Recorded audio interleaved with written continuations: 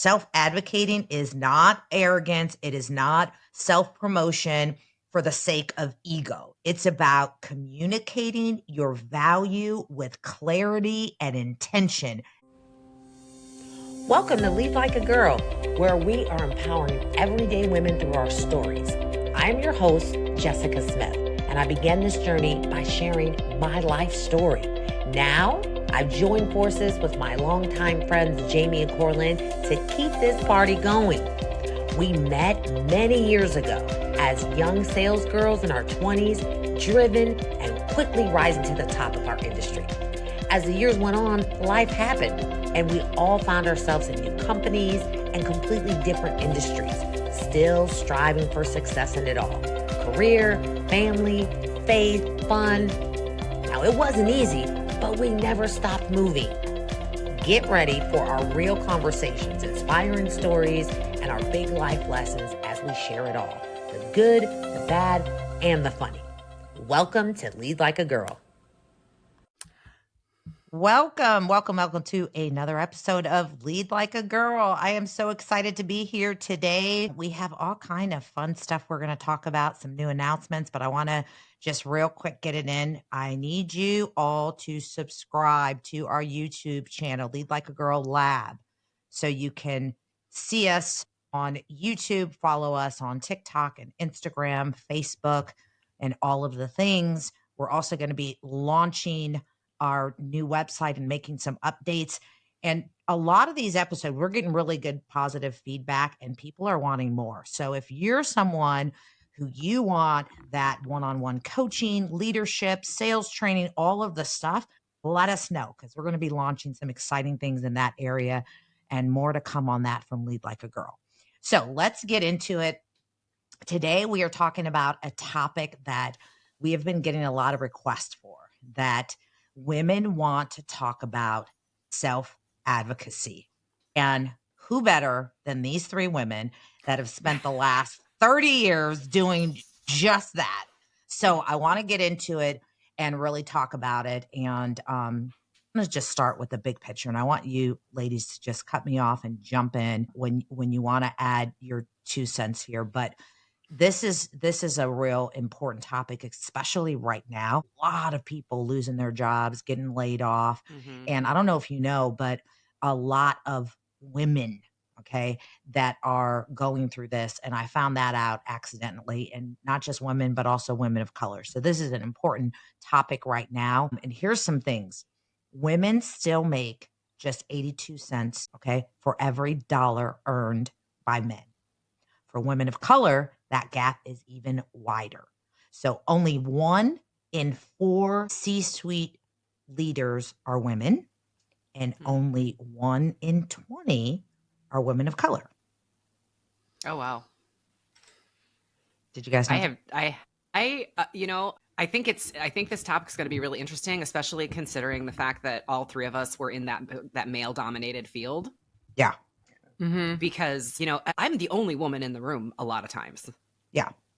And it's, you're, and in a sales position, it's commission, right? So I've always loved that aspect of what we've done for a living, because then I say I'm in charge of my own.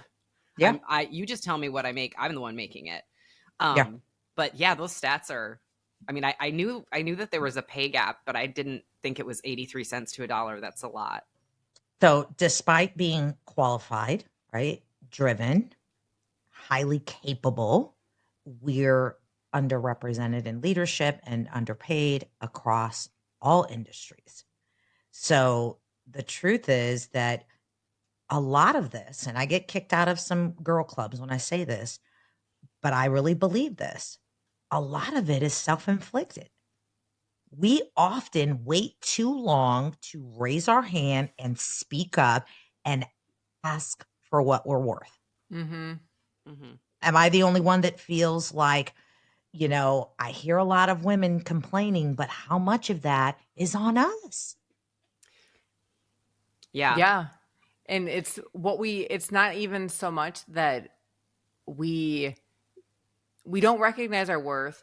we also are willing, I feel like, to settle for less than a lot of times. That, Yep. I guess I can make that work, because a lot of people, a lot of women specifically, are very, we have a lot of ingenuity. We know how to make things stretch. We can figure it Mhm. out. And I think that we rationalize that versus saying, hey, I am worth X amount, which is much higher than what I'm getting paid or what the perceived value is. Yeah, Yeah. that's it. Do you guys how often do you ask for a raise?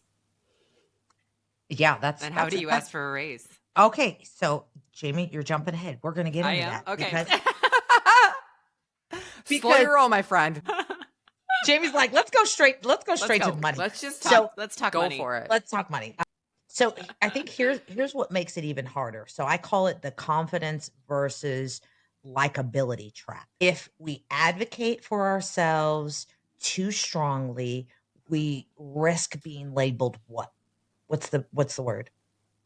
Like Aggressive, braggy. Oh, Yeah. right? So it's like, but if we stay quiet, we risk being overlooked. So it's a fine line. And, um, I just think that it's a fine line and it's one that we walk every day, especially if you're in a corporate space. mhm. That's it. Mm-hmm. So, and I want to, you said the word, Jamie. I want to really make sure that our listeners understand that self advocating is not bragging. Okay. It's not arrogance. One of my mentors used to say, it ain't bragging if it's true. It's it's owning your work, it's owning your value, it's your voice. If you don't tell your story, you risk someone else telling your story and possibly the wrong way. So Mm-hmm. brag, right? It's telling your story. Have you guys ever had someone tell a story about a big win and you were part of it and leave you out of it? Ooh. Tell me about a time. I don't think that's happened. That has not happened to me, but I can definitely have. I wouldn't say a big win and then left me out of it, but I've experienced when there's a collaborative project, Mhm. and so it's kind of the opposite, where I felt like I did all of it. I felt like, Yeah. oh my gosh, I owned this project. Then the congrats maybe goes to, like sometimes it's the whole team, which is great, but like sometimes it's like I look at it like I did that. Like I want to own, like I want to get the congrats because I did that. You know what I Yeah. mean? Yeah. And maybe that's just me being selfish or whatever and not wanting to share the spotlight, but No. but there's situations like that that come up pretty often, and it's like we're supposed to be collaborating, we're supposed to all have different responsibilities with this project. I'm doing the whole thing, but yet I have to share the credit. Mm-hmm. And I think a lot of times I've been in that situation where someone else tells the story. I there was a big win at the company that I was just at, and it was huge. And I swear I heard the story because it was a big win for the org that I was in. But every time I heard the story, my name was never part of the story. And I Mm. thought this is amazing given the fact that the deal started with me. I got the lead. I opened the Mm-hmm. door and the story never even had my name in it. So you know what I started doing? I started telling the damn story myself. And people would say, "That was you? That was you?" And it's like, and this is what I mean by you have to tell your own story because if you don't, someone else will, and it always sounds different. Tell your own story. Let me ask you. When you were pushing yourself though, how does that feel though for you? Did you correct the person and said, I know that this is the way that it was portrayed, but this is the truth? Or how did you go about setting No. the record straight? So, no, I think that would have come off maybe a little confrontational, right? So, Right. yeah, which that's what I was thinking in my head. But no, what I did was like, absolutely. And, there were stories like, yeah, so and so, and they did this. And it was like, millions of dollars. And it was this. And I was like, I know it was, I mean, he worked so hard on that deal. And here's the thing, let me tell you how it actually started. And then I tell my story. I'm like, so, he shared his vision with me and I went out and got it. And I knew someone that owed me a favor. We took the guy to lunch and they're looking at me like, so it's not that the other person's story was true. And sometimes it's not even the other person that's telling the story. it might be the VP above him that's telling the story, right? And Mm-hmm. from his perception, this guy was the hero. And I just keep going with the story, but then the part that they don't know is what happened before that, right? Mm-hmm. And so that's where I tell, and then it's, wow, that was you? That came from you? And I was like, yeah, but you know what? We work together. And then that's where you kind of do that. But it's like, yeah, I had to do that so many times. And I learned the hard way because I did sit back and not say anything about stories that I knew that I was a big part of because I didn't know how to say something without sounding, like you just said, Mm-hmm. selfish, Yeah. confrontational. And I was like, you know what? Screw this. I'm going to start speaking up. And when I did it, I just learned how to do it in a way that was more tasteful. And I would see how it landed with the audience. And then I just started doing it again and again. And that's what I started doing. And I'm like, you know what? I got to go out here in these streets and tell my own story because if not, everyone's going to take credit and no one is going to give me credit. I'm never going to be part of the story. So, with that being said, I Mm-hmm. want to ask, have you ever stayed quiet when you knew you should have spoken up? And I mean, maybe it was a performance review. Maybe it was just in a meeting where you had a really good idea, or maybe it was a salary negotiation. You talked about asking for a raise. Like Mm-hmm. we've all been there, but I'm curious to know if there's ever a time that sticks out in your mind that you stayed quiet and you knew you should have advocated for yourself.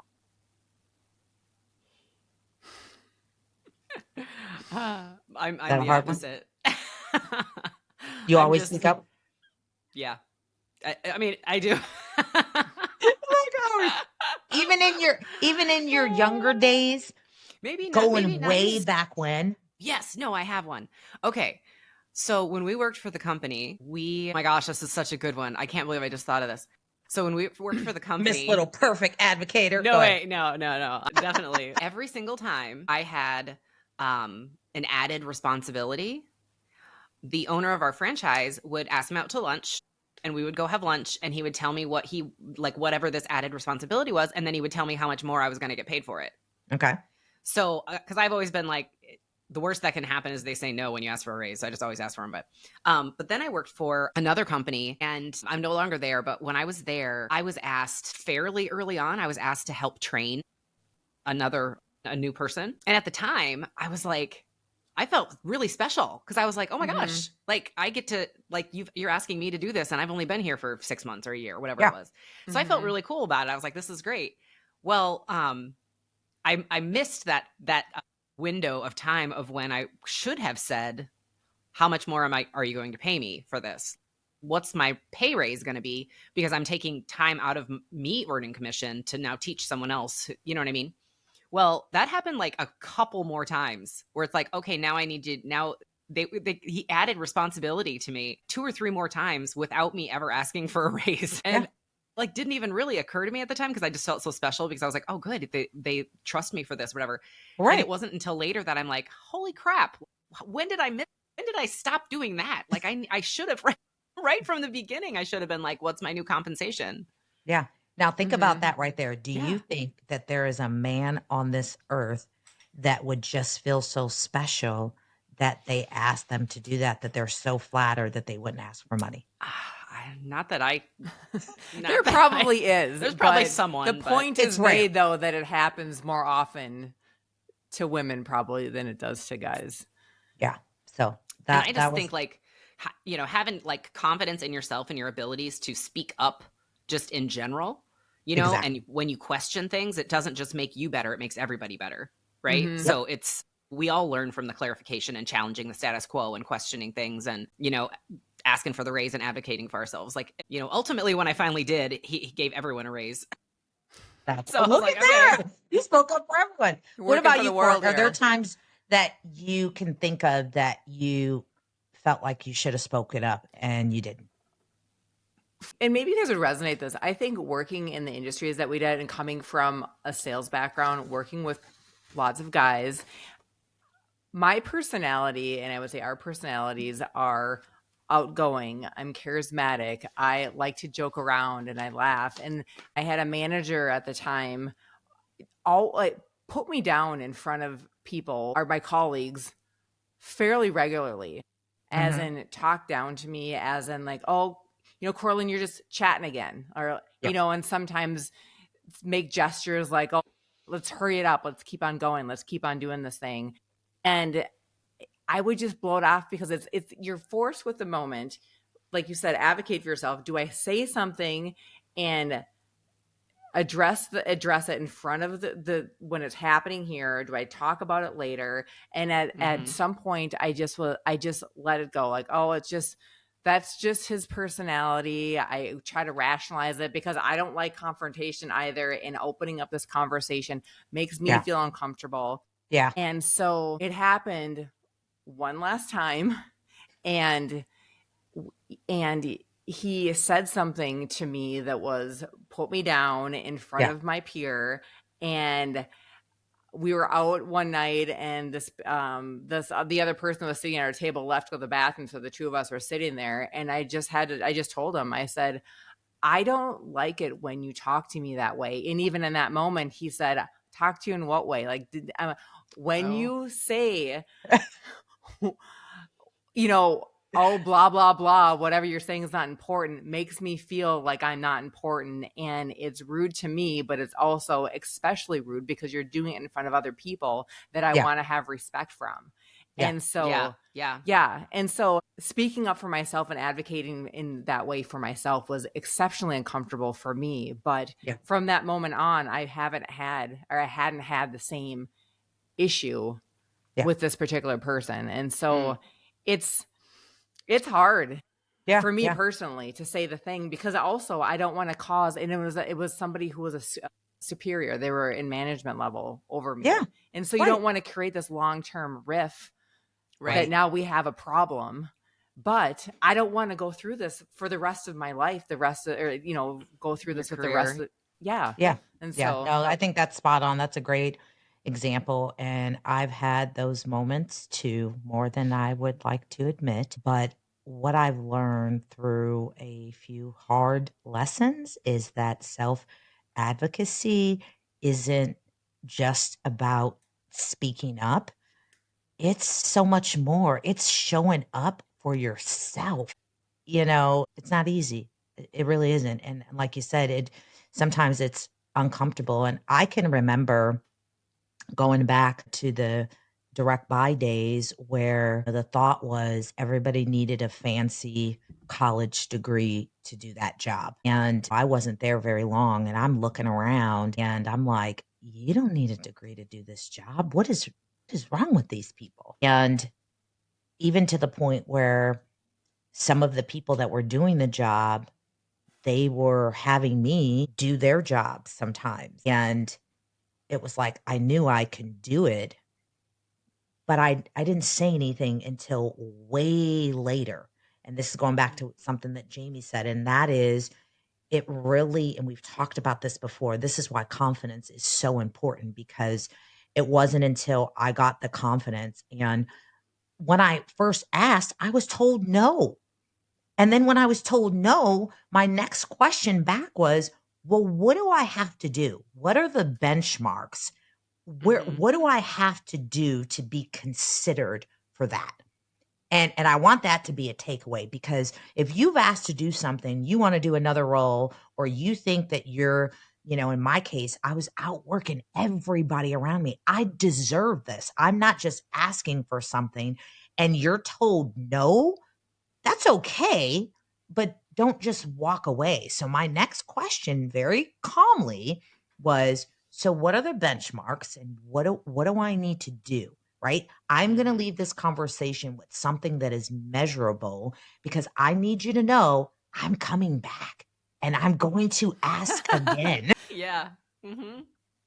And It's so really I good. learned those lessons early on, and I've carried them through my career. I think I've done well, but this has been a big, this has been a big part of it. When I entered corporate world, uh, 8 years ago, I was totally intimidated. I still didn't have that college degree, but one thing I did have is confidence in myself. And I knew that I was going to advocate for myself. And that's how I went from one role to another and to another and worked my way up into a director role. Without that, it would have never, ever happened, period. Do you guys think that there was ever a moment that, Coralyn, you use an example where you spoke up for yourself because you didn't like the way that you were being treated? But do you think that there was a moment in your career that because you spoke up for yourself, it got you to that next level, or it landed you that, you know, big promotion, or got you that extra money in your salary? Do you think that you had those moments in your career? I'm in my current career because I advocated for myself. The the long story short for our 30-minute podcast is that I was in a role that I wasn't super excited about. I loved our company, loved our values, love our mission, but the role that I had did not fit my personality. And so there was an opportunity that I saw to move into a different space and to take the idea of growing our outreach and our volunteering and our employee engagement and bring it to the next level. And so in a point of advocacy, I wrote up what this job description could look like. And I presented it to a person on our leadership team who said, thanks, but no thanks. Mm. And so I came back to the drawing board, rethought the idea, went back and presented it again. And again, without getting into all the details, it was thanks but no thanks to another leadership member. And so I I just thought, okay, well, we'll see what happens. Well, I had a friend of mine be an advocate for me and actually presented my idea to the CEO of the company. And so in the end of the story is that I had an opportunity to present my idea for a third time to the actual CEO of the company. And after being told no several times, he said yes. And so I have the role that I have now because I didn't take no. But I want to say, when you were sharing your story, Jessica, about working for the company and pushing through, I feel like one of the other big takeaways of this conversation is that we have to be courageous and brave enough to advocate for ourselves, but don't. It's so much more helpful when you come to the table with a plan. Ah, You can't. I feel like there's been a couple times where I just, like, I've had that happen before where somebody's talking bad about me or says something and I respond because I'm mad, and it's more a little bit of rage, a little bit of I want to put you in your place. And so I say that it's a better outcome when I have, this is what I'm going to say, this is how I'm going to say it, and this is the expectation that I want to see after I say the thing. And so yes. to your point, and to the story I just shared is that if it's a big deal and it's something that you need to see the end to, and give yourself the ammunition to put a plan together, have your words together, practice what you're going to say, and the outcome is going to be much better than just flying off the cuff and just thinking in the moment, like, this is how I need it. And sometimes you don't always have that ability, but if it's something big that you can plan. I'm so glad that you said that. Listen, we literally can do like a whole lesson, like a whole, A seriously, masterclass per we se. need to do a master class on this, because what you just said was like exactly. And we all have these conversations like with our mentees, but this is what I say, um, breaking down what self-advocating is and is not. So let me just say something straight up. Self-advocating is not arrogance. It is not self-promotion for the sake of ego. It's about communicating your value with clarity and intention. And that's exactly what you were just saying, right? And I hear this all the time. Like, that's not my personality. Oh, that's, easier said than done. It's a skill that can be built. Okay. It is Correct. not Correct. Correct. something that even the Yeah. Coralyns, the Jamies, and the Jessicas are born with. It is a skill. Let me say it for the people in the back that can be built. Absolutely is. So that's what it's not. Self-advocating is speaking up for your value. That means owning your contributions, not downplaying them. If you increased value, if you solved a big problem, if you led a project, like it's the great Kevin Hart says, say it with your chest. Like advocating isn't just about promotions. It's also just setting yourself up for success and taking credit where credit is due. It's not like Jamie, you were saying, I don't like without guilt. Like too often we default to we, even when it wasn't we. Oh Like yeah, there's for like sure.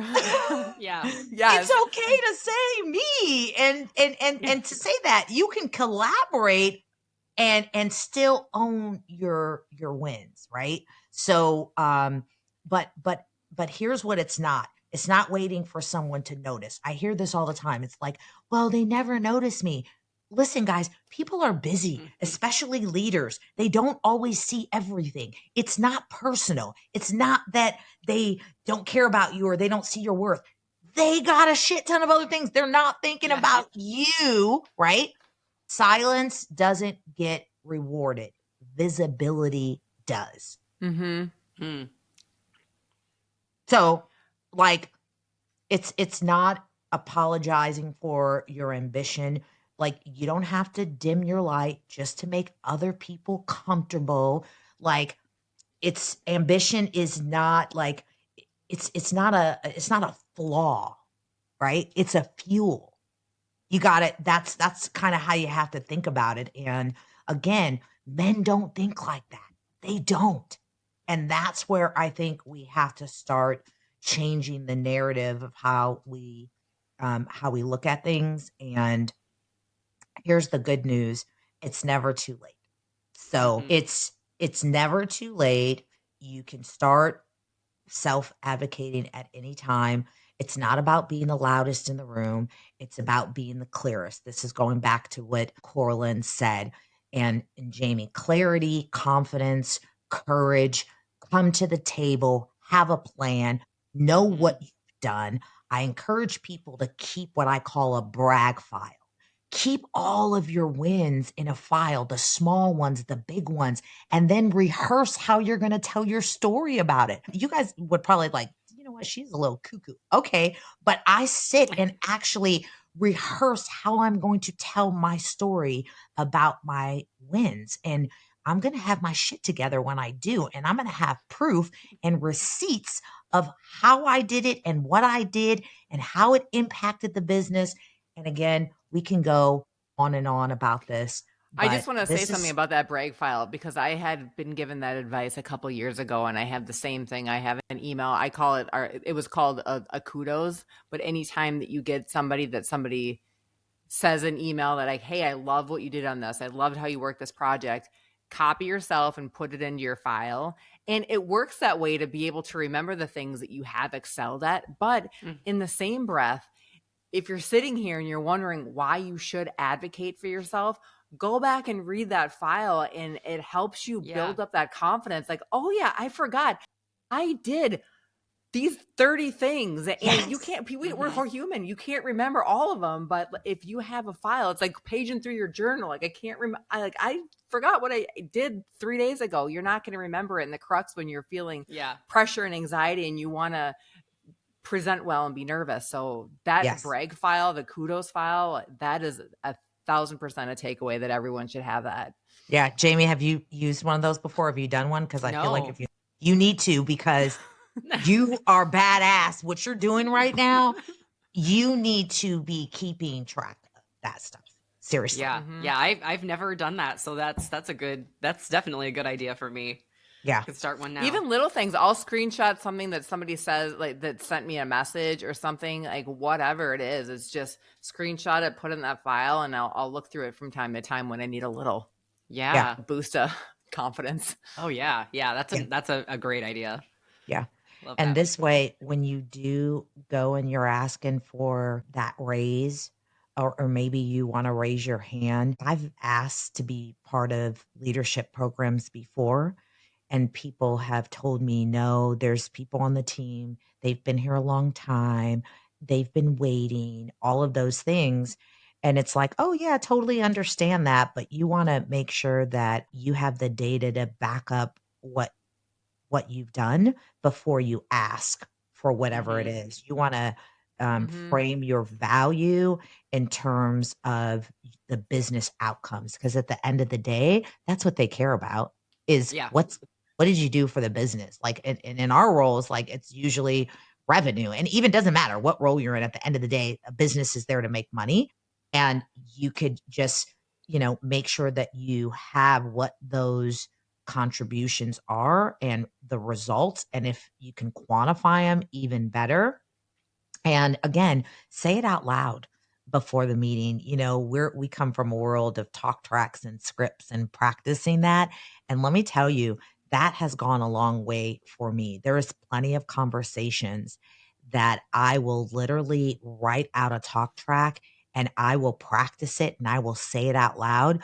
And then later on, a leader would say, by the way, like that was well said. And I'm thinking to myself, dude, that's not That's because I profit. practice it in the mirror for an hour. Yeah. Yeah. Thank you. Line by line, 7 times out Oh loud. my Seriously. gosh. So, Skills. So yeah. here's my takeaway from this whole conversation, and it's an added to all the conversation is that I feel that when we advocate for ourselves, it's for ourselves, right? We're talking about promoting ourselves and speaking up, but you're also subconsciously speaking up for other people or unintentionally Yeah. speaking up for other people in the room that don't have that confidence. Yes. The people that are blessed with the ability to do it needed to do it because your impact and your ripple goes beyond what you can see. I mean, Jamie, your story of getting everybody a raise, that wasn't your intention, but that's what happened. And that That's wouldn't what have happened happened. unless you had the courage to speak up. And we can't, you can choose to be brave or you can be comfortable, but it's really hard to do both. And so Oh, I err on the love that. size of bravery, Bars, comfort, push Coralyn. That's yourself out of bars. the out of your comfort zone. And we got to do this. Lead I like a love it. girl. Yes. And the one thing, I know we're out of time, but I want to add one thing because Coralyn, you touched on it, and that is leverage your allies. Mm, Don't be afraid to ask. They're there for a reason. And you gave a perfect example how you leveraged your allies. So that was just, listen, there is a whole lesson and we're here to give it to you. So if there's any interest in anything, all self advocating, we could definitely dive deeper and offer that to whether that's your group, your company, whatever. Let us know if you want to hear more about that. Lead Like a Girl Lab on YouTube. Subscribe. Follow us on TikTok, Facebook, and Instagram. And you can get your Lead Like a Girl swag. We still have some summertime left with some nice, colorful t shirts and get your Coralyn cheers. Get oh, your yes. She's like, so all things Yes. Lead Like a Girl at leadlikeagirllab.com. So thank you. Until next time, let us know if you want to hear about a different topic or anything else. Just shoot us a message. And until next time, we will see you then.